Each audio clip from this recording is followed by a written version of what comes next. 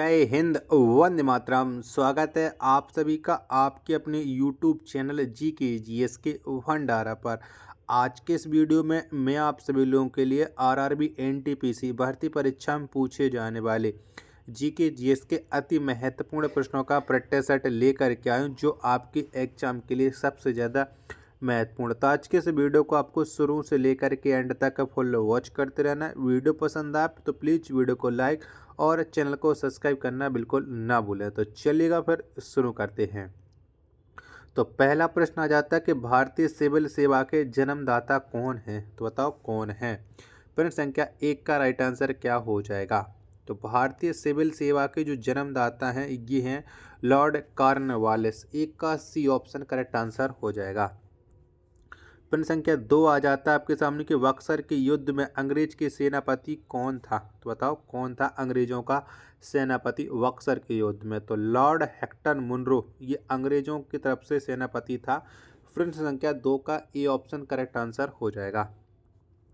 प्रश्न संख्या 3 आ जाता है कि इलाहाबाद की प्रथम संधि कब की गई? तो बताओ कब हुई थी इलाहाबाद की प्रथम संधि? प्रश्न संख्या 3 का राइट आंसर क्या हो जाएगा? तो 12 अगस्त 1765 में इलाहाबाद की प्रथम संधि हुई थी। प्रश्न संख्या 3 का ए ऑप्शन करेक्ट आंसर हो जाएगा।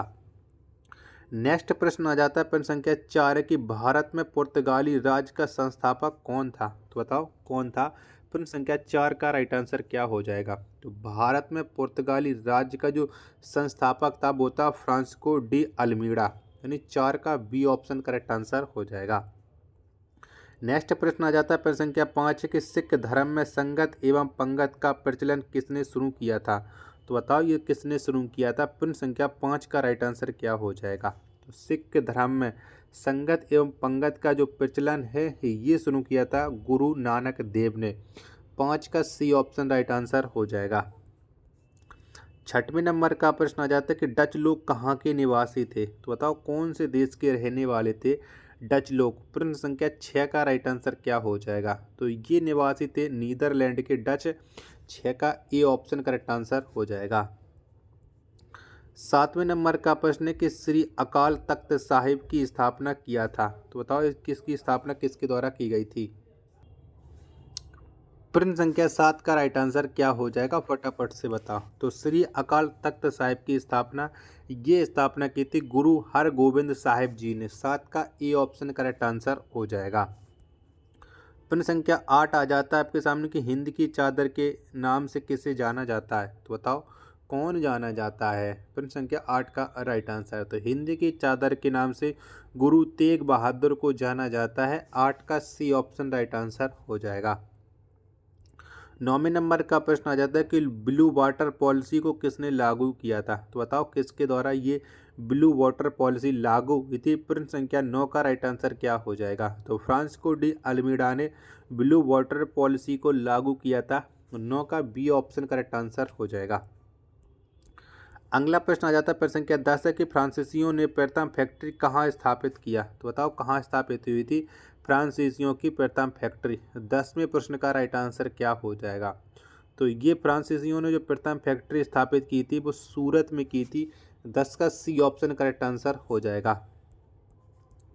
11वें नंबर का प्रश्न आ जाता है आपके सामने कोलकाता शहर की स्थापना किसने किया? तो बताओ किसने की थी कोलकाता शहर की स्थापना? 11वें प्रश्न का राइट आंसर क्या हो जाएगा? तो जॉब चॉर्नोक ने कोलकाता शहर की स्थापना की थी। 11 का ए ऑप्शन करेक्ट आंसर हो जाएगा।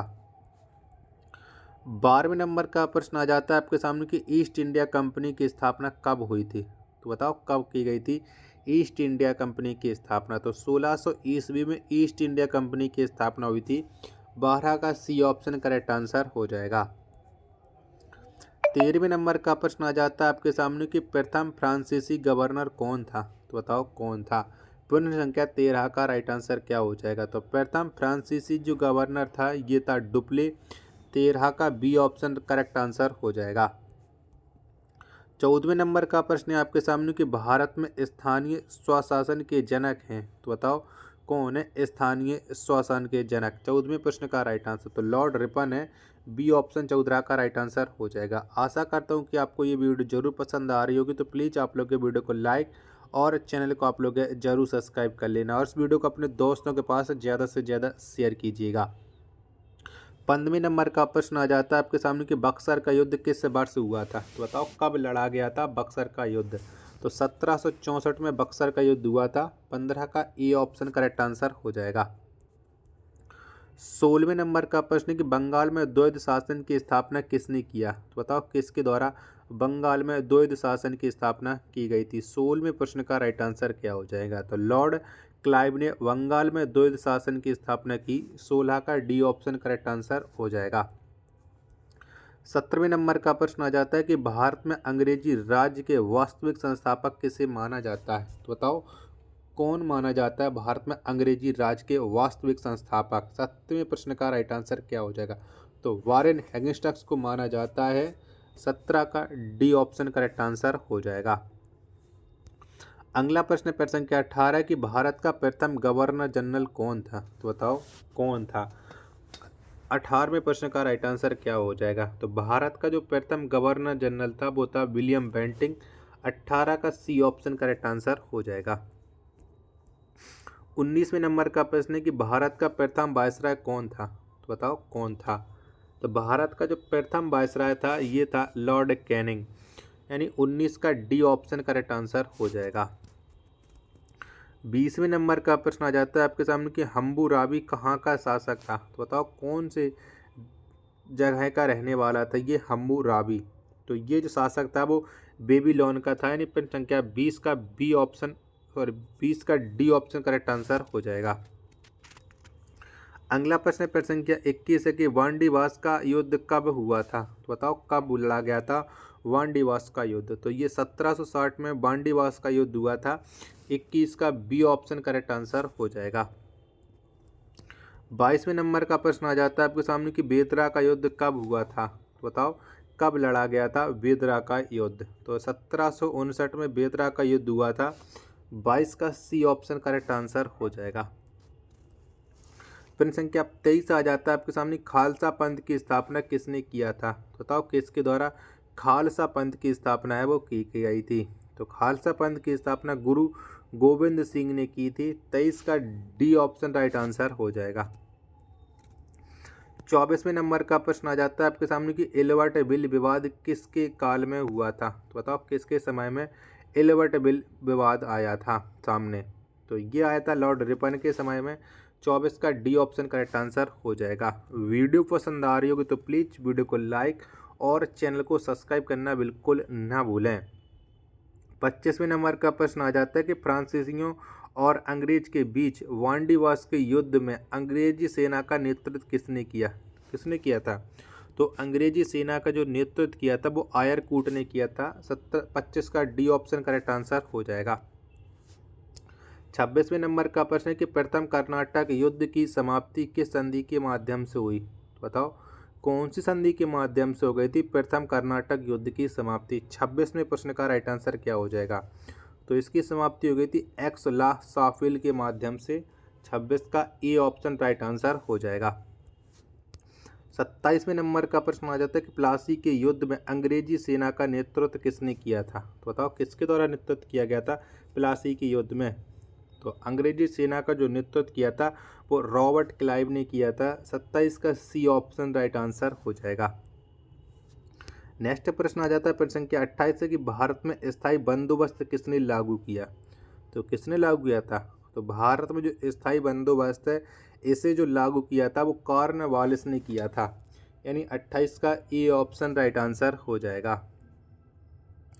अगला प्रश्न आ जाता है प्रश्न संख्या 29 है कि गुरु गोविंद सिंह का निधन कहाँ पर हुआ था। तो बताओ कहाँ पर हुआ था। तो गुरु गोविंद सिंह का जो निधन हुआ था वो नांदेड़ में हुआ था। यानी 29 का डी ऑप्शन राइट आंसर हो जाएगा। आशा करता हूँ कि आपको ये वीडियो ज़रूर पसंद आ रही होगी। तो इस वीडियो को आपने अपने सभी दोस्तों के पास ज़रूर शेयर कर रखा होगा। नहीं शेयर कर रखा होगा तो आप लोग ज़रूर कर दीजिएगा। चलेगा। नेक्स्ट प्रश्न आ जाता है आपके सामने प्रश्न संख्या 30 है कि पिंडारियों का दमन किसने किया था। तो बताओ किसने कर दिया था पिंडारियों का दमन। प्रश्न संख्या 30 का राइट आंसर क्या हो जाएगा। तो लॉर्ड हेगिस्ट ने किया था पिंडारियों का दमन। 30 का डी ऑप्शन करेक्ट आंसर हो जाएगा। नेक्स्ट प्रश्न है प्रश्न संख्या 31 कि नरबलि प्रथा पर रोक किसने लगाया। तो बताओ किसने लगा दी थी नरबलि प्रथा पर रोक। 31वें प्रश्न का राइट आंसर क्या हो जाएगा। तो लॉर्ड हार्डिंग प्रथम ने नरबलि प्रथा पर रोक लगा दी थी। 31 का ए ऑप्शन करेक्ट आंसर हो जाएगा। 32वें नंबर का प्रश्न है कि भारत में सती प्रथा का अंत किस गवर्नर जनरल के द्वारा किया गया। तो बताओ किसने सती प्रथा का अंत किया था भारत में। 32वें प्रश्न का राइट आंसर क्या हो जाएगा। तो लॉर्ड विलियम बेंटिंग ने कर दिया था। डी ऑप्शन राइट आंसर हो जाएगा। अगला प्रश्न प्रश्न संख्या 33 कि सिराजुद्दौला के प्रमुख सेनापति कौन था। तो बताओ कौन था। तो सिराजुद्दौला का जो प्रमुख सेनापति था वो था मीर जाफर। 33 का सी ऑप्शन राइट आंसर हो जाएगा। 34वें नंबर का प्रश्न आ जाता है कि श्रीरंगपट्टनम में स्वतंत्रता का वृक्ष किसने लगवाया। तो बताओ किसने लगवाया था। तो श्रीरंगपट्टनम में जो स्वतंत्रता का वृक्ष लगवाया था वो टीपू सुल्तान ने लगवाया था। 34 का बी ऑप्शन राइट आंसर हो जाएगा। प्रश्न संख्या 35 आ जाता है कि तृतीय कर्नाटक युद्ध किस संधि के द्वारा समाप्त हुई। तो बताओ कौन सी संधि के तहत तृतीय कर्नाटक युद्ध वो समाप्त हो गया था। 35वें प्रश्न का राइट आंसर क्या हो जाएगा। तो यह समाप्त हुआ था पेरिस की संधि के तहत। 35 का ए ऑप्शन राइट आंसर हो जाएगा। नेक्स्ट प्रश्न है प्रश्न संख्या 36 है कि टीपू सुल्तान राजधानी कहाँ स्थापित किया था। तो बताओ कहाँ पर बनाई थी टीपू सुल्तान ने राजधानी अपनी। प्रश्न संख्या 36 का राइट आंसर क्या हो जाएगा। तो इसने बनाई थी श्रीरंगपट्टनम में। 36 का सी ऑप्शन करेक्ट आंसर हो जाएगा। 37वें नंबर का प्रश्न है कि स्वर्ण मंदिर की नींव किसने रखा था। तो बताओ किसने रखी थी स्वर्ण मंदिर की नींव। 37वें प्रश्न का राइट आंसर क्या हो जाएगा। तो साईं मियां मीर ने स्वर्ण मंदिर की नींव रखी थी। 37वें प्रश्न का डी ऑप्शन करेक्ट आंसर हो जाएगा। 38वें नंबर का प्रश्न है कि सिख धर्म के अंतिम गुरु कौन थे। बताओ कौन थे। तो सिक्किम धर्म के जो अंतिम गुरु थे वो गुरु गोविंद सिंह थे। 38 का डी ऑप्शन राइट आंसर हो जाएगा। 39वें नंबर का प्रश्न है कि टीपू सुल्तान की मृत्यु कब हुई। तो बताओ कब हुई थी। तो टीपू सुल्तान की जो मृत्यु हुई थी वो 1799 में हुई थी। 39वें प्रश्न का सी ऑप्शन राइट आंसर हो जाएगा।